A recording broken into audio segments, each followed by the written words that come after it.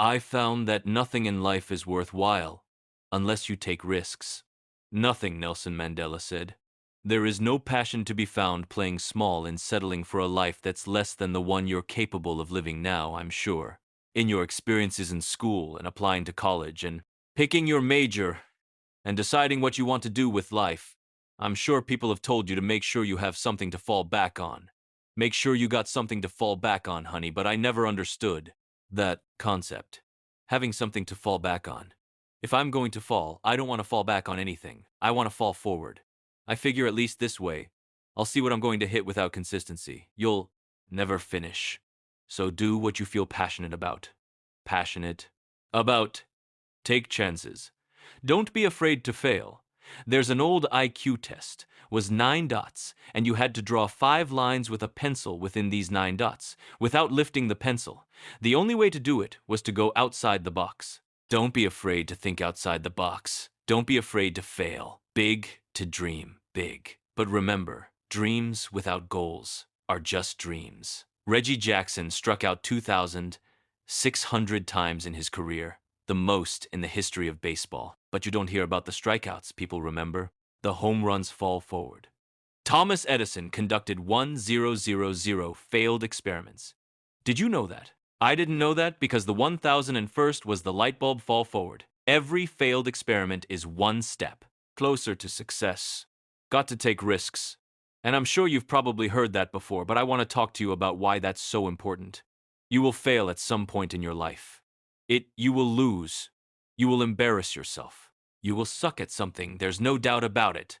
And I know that's probably not a traditional message for a graduation ceremony, but hey, I'm telling you, embrace it, because it's inevitable in the acting business.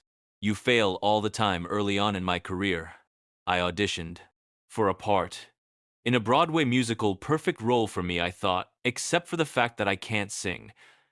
I didn't get the job. But here's the thing. I didn't quit, I didn't fall back. I walked out of there to prepare for the next audition, and the next audition, and the next audition.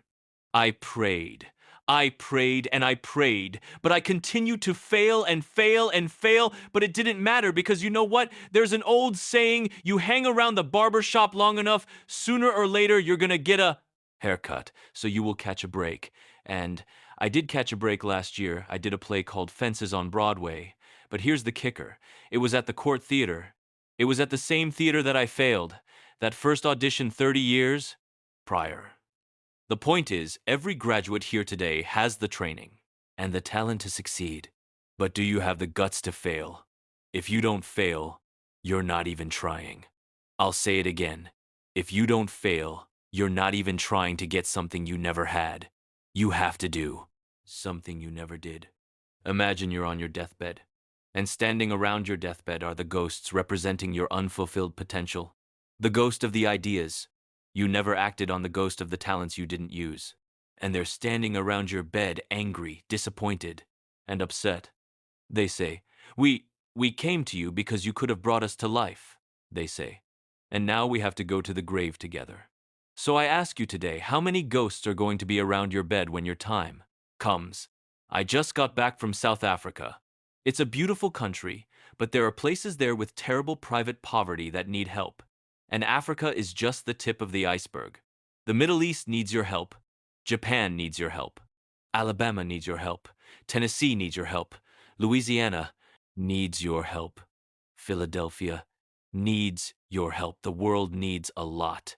And we need it from you. We really do. We need it from you, young people. I mean, I'm not speaking for the rest of us up here, but I know I'm getting a little grayer. We need it from you, the young people, because remember this, you got to get out there. You got to give it everything you got, whether it's your time, your talent, your prayers, or your treasures. What are you?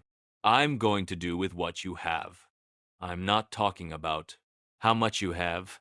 Some of you are business majors. Some of you are theologians, nurses, sociologists. Some of you have money. Some of you have patience. Some of you have kindness. Some of you have loved. Some of you to have the gift of long suffering. Whatever it is, whatever your gift is, what are you going to do with what you have? All right, now here's my last point about failure. Sometimes it's the best way to figure out where you're going. Your life will never be a straight path. I began at Fordham University As a pre-med student, I took a course called the cardiac morphogenesis. I couldn't read it. I couldn't say it. I surely couldn't pass it.